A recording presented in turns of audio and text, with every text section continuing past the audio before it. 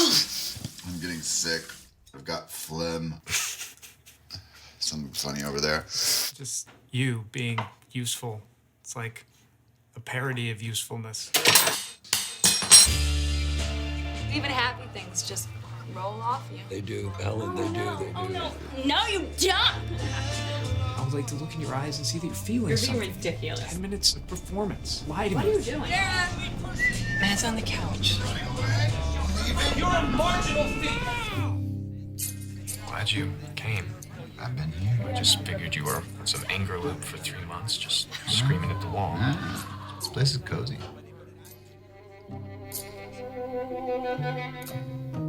Get up. Flight's leaving in 90 minutes. Wake up. What if they come back? The brother and his girlfriend. I don't know. I don't care. I can stay here if I want. I'm gonna get Ronnie. Bring him here. Bring him here?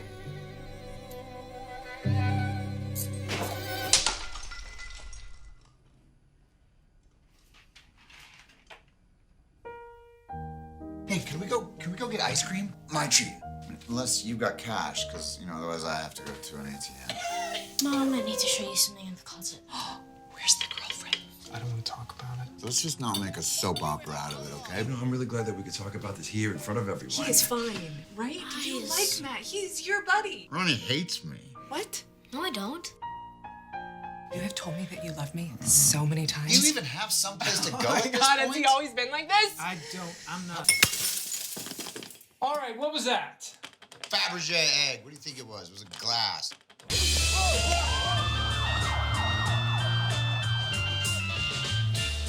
This is me. This is me. Tell me you want to be a better man? This is who I am. I love how you act like I don't have the power to pull the plug out of your drain. Hey. Calm down.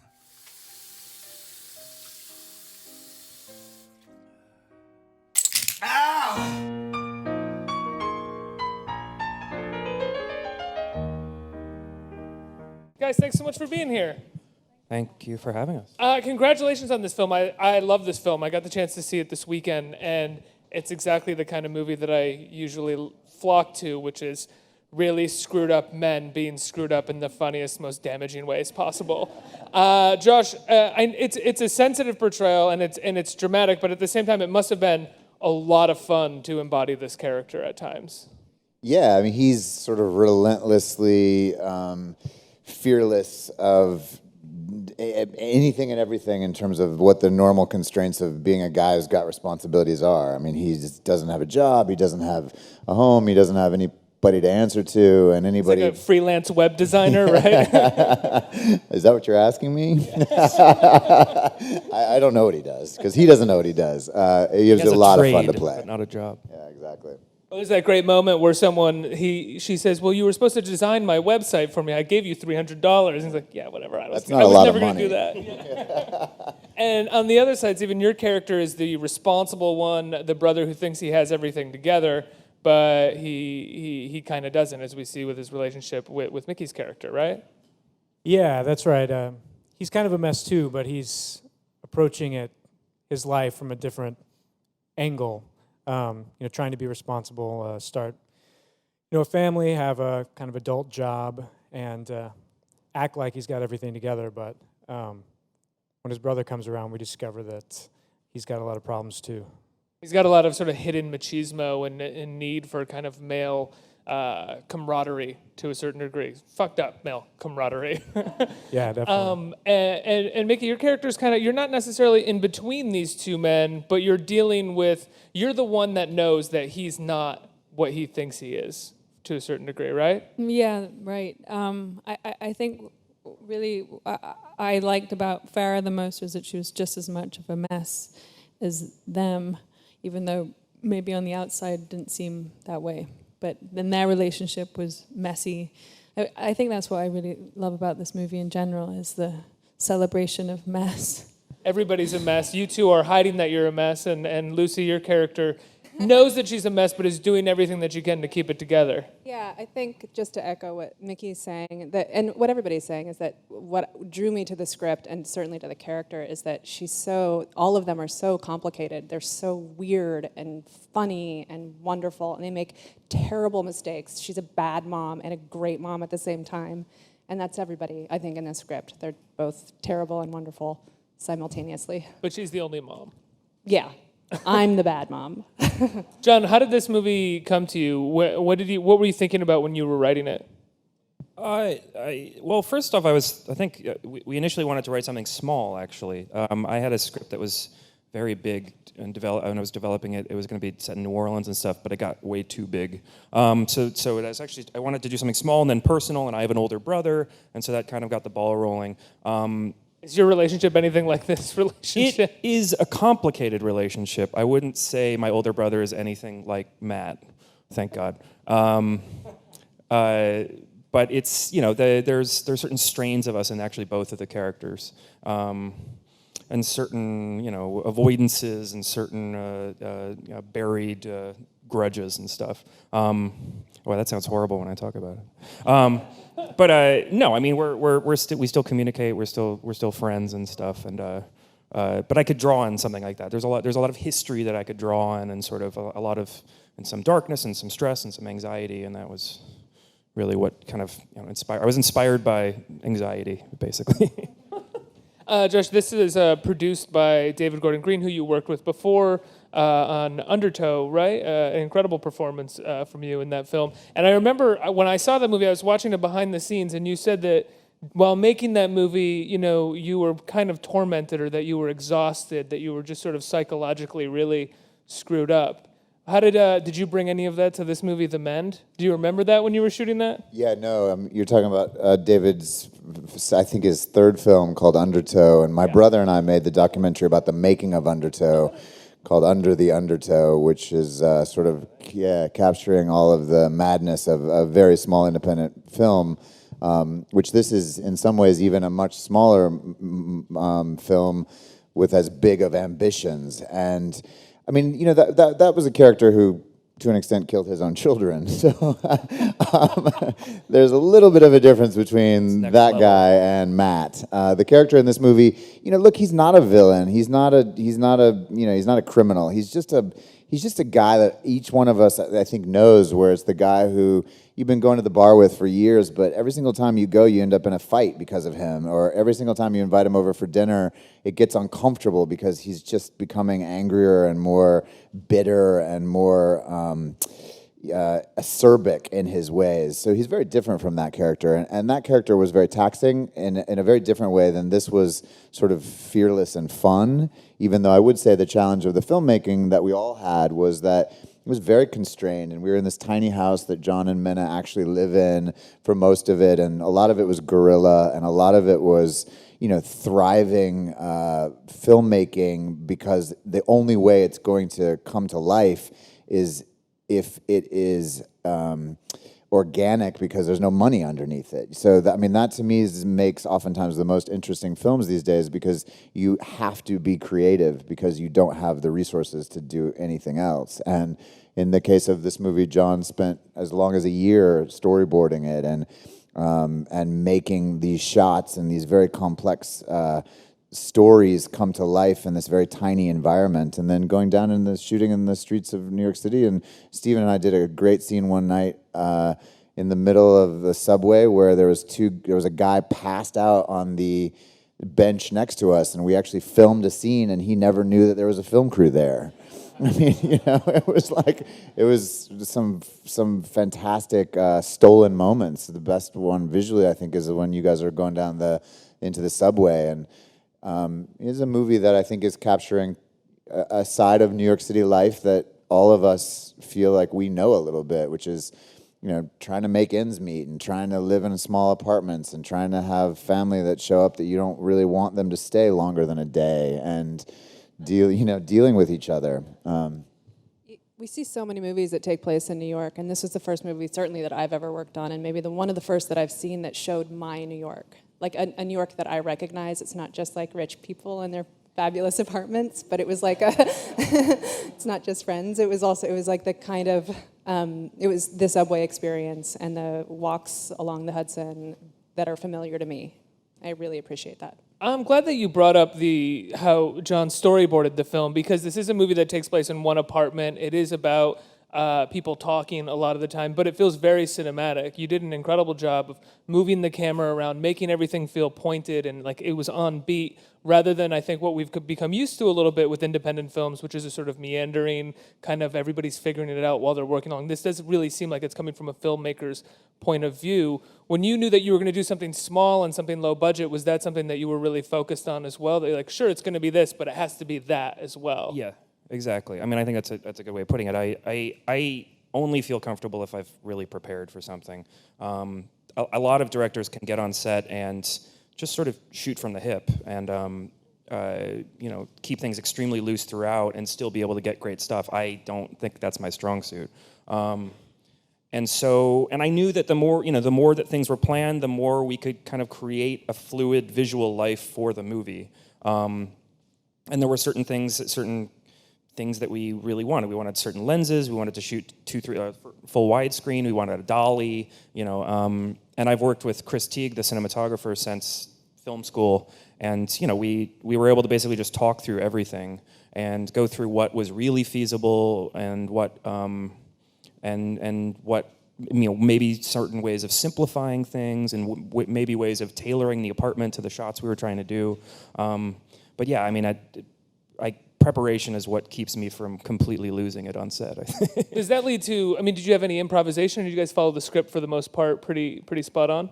I think we would all say the movie looks tremendously improvised, and I don't know that there's more than a word or two in the entire movie that's not scripted exactly as John had written it. And I mean, that goes to the level of precision and detail that he had across the board.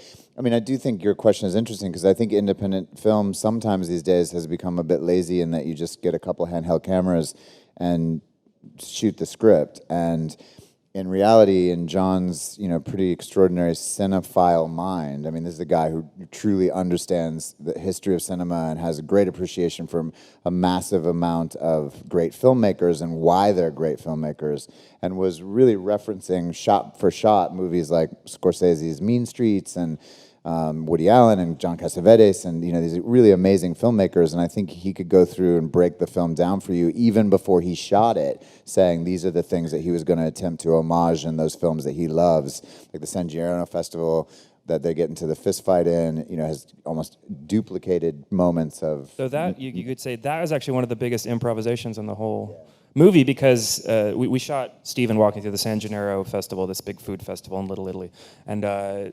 That was the first week of shooting, and I don't think any of us knew it was happening at the end of the week. We needed him to get in a fight somewhere, and so we just figured, the San Gimignano would be great. And I love the connection to Mean Streets since it's one of my favorite movies, and that worked. It's probably one of the loosest things we did on the whole movie. Actually, just go in there, hope that we don't get arrested, and put some extras in to start some stuff. We even made the police unwittingly part of the scene because the police in the car anyway didn't know that we were going to be shooting a fight, and at the end, the sirens bleeped on and the lights, and it was real for them. You talked about Matt as if he's this guy, like you said, you don't want him to stay longer than a day. You might get annoyed with him at a dinner party, but I feel like there's kind of a Matt in all of us, or we all sort of wish for that Matt in all of us sometimes. The guy who will offend everybody and just walk away from it, or start a fire and watch it burn and be okay with that. I mean, I feel like that's part of Steven's main problem, is that he does wish to a degree that he could be a little more like Matt. Am I wrong? I think that's true. I think that's kind of true of many people who experience anger and rage in their life. And most people, I think, feel like they have to, Alan included, put a lid on it, control it, channel it into something constructive. But there's something really appealing about watching someone else who just lets it out unbridled, doesn't seem to have any qualms or, hang-ups about letting it out, being destructive, expressing it, and, just let the chips fall where they may. And, yeah, I think Alan kind of longs for that kind of freedom. To bring it to an obvious touchstone moment that's happening in our society right now is Donald Trump. You know, I heard the other day that Donald Trump did a press interview, Meet the Press, where he said 7 things that would have destroyed, one of them would have destroyed any other candidate's presidential hopes immediately. But because he is connecting with anger and with a rage that certain people feel towards politics in this society, and Matt is a guy on the exact other verge of that. He's not, the opposite of a billionaire, the opposite of having any power, but he's just gotten to the point where he just doesn't care. And that's, I think we all wish we could walk in and tell everybody in our life what we really felt. Everyone longs a little bit for having nothing to lose at some point in their life. Mickey, how did you get involved in the film? I met Minna actually at the Sundance Directors Lab. Minna Joseph is the producer with Michael Prawl. Yeah. Who wrote it as well, yeah. I heard a clap. She's also my partner in life, and we shot in our apartment. So she. Yeah, we're gonna get to that. Okay. I want to know the hell that probably was for your. So I met her at the Sundance Directors Lab. I was acting in another project, and we sort of stayed friends. And then John and Minna sent me the script to read, and I read about 1 page of our first scene. And the fight scene was just so funny and so real, and yeah. The fight between the two of you? Yeah, the first scene.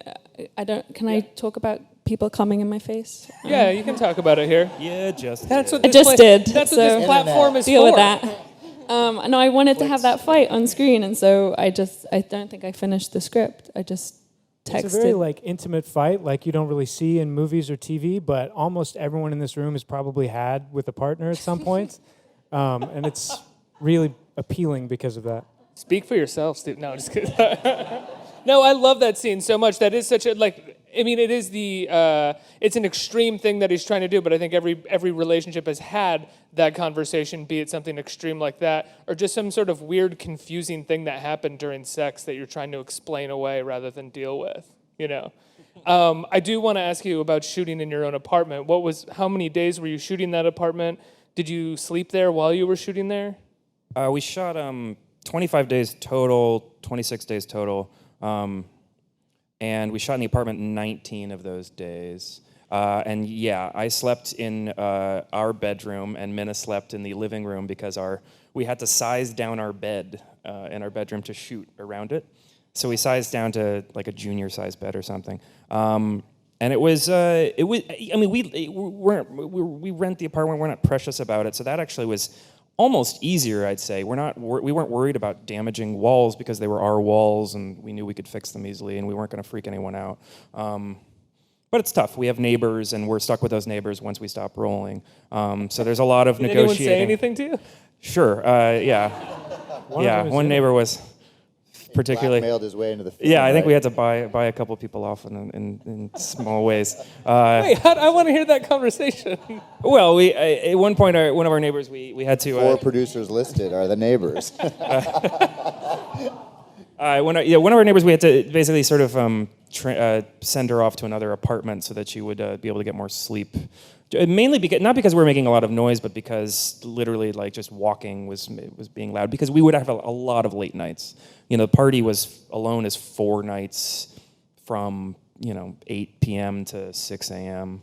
So that's a lot. But shooting an apartment was great. It was sort of like you could never leave, and I think that adds a little bit of stress. I would wake up when a grip would walk into my bedroom and need to take something and be like, sorry, I'm so sorry, and I'm like, oh, and I just sort of slowly wake up. You're never out of the world of the film. Never. That can neither help or hinder you, probably, as a director. It helps a lot in planning. When you know where you're going to shoot, you can really, really plan things out with pretty minute detail. And our DP came over, and our AD Dan Taggets would come, and we would sort of just figure out how much of the apartment we could milk, essentially. Lucy, talk to me about the kid that plays your child in the film. Corey is his name, and we met on the day we shot and just immediately bonded. He's so smart and he's so focused, and And he was maybe the most adult member of our cast, actually. He kind of kept us all in line. He helped me a lot with continuity, actually. And I became really close with him and with his entire family. Corey, Jesse. He's so great. He's so good in the movie. He's just a moon-faced, sweet-hearted boy. Josh, what made you decide to do this film? Bottle of scotch with John one night. I mean, really, it was. It was the fact that I sat down with him and immediately got the feeling that this was a serious filmmaker. I must admit, when I read the script, I knew it was a good script, and I didn't really understand big chunks of it because it was so personal and so laden with detail that were specific to a vision that, you know, sitting down together and having him sort of break it down and explain it to me and talk about these movies like Naked, David Thewlis's performance in Naked, and Naked is one of the best movies ever made. Yeah, Naked is an amazing movie, and John was referencing, you know, films and filmmakers and performances, and doing it with a sense of knowledge that was both challenging and also challenging to himself about what he was going to try and do with the film. And, you know, then we started the process, and, you know, Matt's a beast of a character, and it's not the easiest thing to be a pleasant guy when you're playing a beast of a character in a very confined filming standpoint, where I had my few little moments, one of which was, you know, I got honestly very angry because I didn't have a chair. I mean, it was like, I don't have a chair to sit down in. Like, this is just, you know, just not pleasant. It's a spoiled actor. Yeah, spoiled actor. Needs chairs. I need a place to sit down. But it did become about, you know, the whole goal was very clear on what he was trying to do, and I think all of us were in the same place, was just to serve this very interesting vision of a, you know, hard New York City directorial debut comedy. You know, that was a dark vision of an experience, and that was clear from the first bottle of scotch. Back to the chair. When you when you have that moment when you're freaking out and you're on set, you know, you're playing, like you said, this beast of a character, kind of an asshole, and you're probably still in character a little bit or having trouble getting out of the character. How do you feel after you have that freak out? I mean, I feel like you must be kind of like, I really want this chair, but shit, I gotta like make sure it's a small crew. Maybe I'm going over the top a little bit. Do you apologize to everybody? Or you keep your character. I mean, Josh doesn't. You don't throw tantrums. No, I mean, Josh is incredible. It was like, I mean, Josh has been in more movies than anyone on set, by a factor of 5 or something like that. And it was just amazing to watch just how professional he was. Because you actually don't know. I mean, you know, I talked with him beforehand, but you don't know if someone's going to come on set and just take over.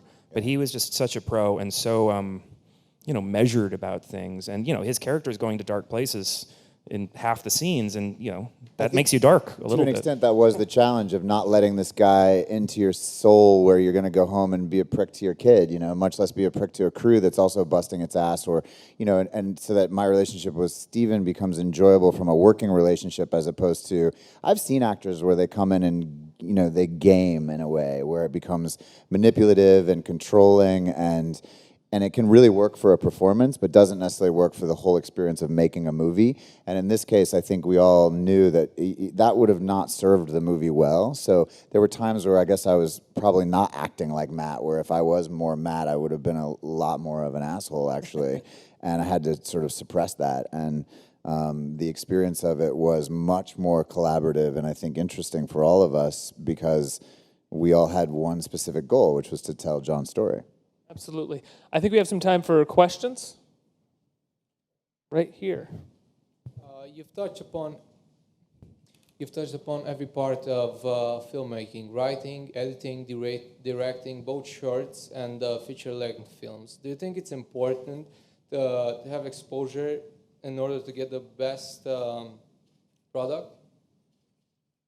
Exposure as a director? Yeah, to every part of the process. So like before making the film, being exposed to all different parts of the process, I That's think. interesting. Yeah. I mean, I went to Columbia Film School, and so did a lot of the crew. And it's kind of like a liberal arts film school where they do expose you to most of the processes. There's a little producing, there's a little editing, there's a little directing, there's a little bit of everything. I think you can certainly gain from that. I mean, as I'm primarily for money, I edit, and I feel like if I didn't edit, I don't know how I would really conceive of shots. I think it just changes how I think about things and and it helps me know what I can get away with, honestly, and how much I can push. Are you able to edit your own work as well? Do you feel comfortable? I didn't editing edit your own this. work? This guy Joe Krings edited it, but I kind of co-edited from periods of it. I am, but there's an adjustment period. There's like it's just hard to look at footage right away for me because all you can think, you have to basically, it takes time. You have to get away from set and forget about what was going on set or what you weren't getting or how you had it in your head and it wasn't exactly the same. You can even feel like you're not thinking about that stuff too, and you can still sort of be there, right? Like you can be kind of like, everything here is necessary to tell this story. It's really hard to get away from the script and everything that you wrote, especially if you shot something that was so directly by the script. Like, did you find that your editor came in and cut scenes and rearranged things a little bit moving through? Oh, definitely, yeah. And he would excise things. He would take things out that he just didn't like, and sometimes that we would put them back in and try them out, and it becomes there were a lot of setups and a lot of shots, so there was a lot of we could modulate a lot. We could modulate pace. We could modulate. Just how long you hold on someone, if you want to cut away from someone. But Joe's great. Joe is also, he's an extremely fast editor, which was great because he could just really tear through things and he doesn't get stuck on anything. There's You have more questions? Hi. John, what inspired you to direct your first comedy? Good question. When you wrote the script, did you think about it as like a real comedy? No, I thought about it. I thought about it as Mike Lee's Naked. I thought about it as this. It's kind of a funny movie at times. It is. It's funny, but this is I feel like funny in a different way. There's more kind of tonal shifts in this. It gets a little broader. There are times where it feels maybe slightly more artificial and expressive, or more, and just a little weirder sometimes. Like it kind of goes into certain different planes, and it was a really interesting experience for me. This is my first feature. I'd made a lot of shorts, all which are like deadly serious. And but with shorts, it's interesting is that the shooting period is so short. It's like 5 days or 6 days that you really don't have time to kind of reflect on what you're doing. So you basically make it, you shoot it, and then you look at it, and you basically cut together the film you thought you had. With a feature, after the first week, the movie had just changed in my head because of the performers, because of the light, because of the way the apartment looked, because of the way the shots were cutting together. Did you shoot chronologically? No. Oh, okay, I wasn't sure. Because you're in the same location, it might have been possible to do that. It was just because of schedules and stuff. It's just too hard to do that. Would you say there was a key thing that you shot that made you realize that this might be able to be a comedy, or might be a bit funnier than you initially thought? Oh, that's a good question. Thank you. I remember when Steven, his first scene, which actually isn't in the movie, I remember talking about something, and I found that we had pretty diametrically opposed views of what the scene is. He was seeing, he felt that Alan was just kind of just full of a kind of residual emotion about Farah, and I thought there was a kind of, we could take it in a slightly more wry direction, a slightly more ironic direction, and I think that maybe it is just because of who I am. I mean, I think I'm just a sarcastic person by nature, and I might be kind of imposing that a lot. No, I think I think what you're saying is right. I mean, it was interesting to see, kind of discover, not just that I always knew that there would be moments that would be comedic, but I didn't know how, I don't know, comedic is such a broad word. It's like how tonally, like how broad can it be? How goofy can it be? Matt's a kind of like a tough guy, but he's a little cartoonish sometimes. The way he interacts with Corey is great. You know, it's like touching, but also you can just imagine him just jumping into a Tom and Jerry cartoon. Or even the fights between your two characters, not just at the beginning, but later on during the party, not necessarily a fight, but a moment of just sort of odd resentment. There's a couple of those. Those are very funny in that really uncomfortable way, like you're watching a real couple. Many couples have those little spats in front of you that they kind of immediately go, anyway, we're moving on here, which you two sort of handled perfectly. Did you feel like you were going to be playing those for comedy when you were doing those, or were you just... I wasn't, no, I don't think I was trying to, no. Yeah, no, I wasn't either. I was just trying to be, honest, and I think maybe there's always something funny in the awkward and the uncomfortable. Apropos of John's story about our first day of shooting together, I don't think that I fully appreciated what the tone of the movie was going to be when we started.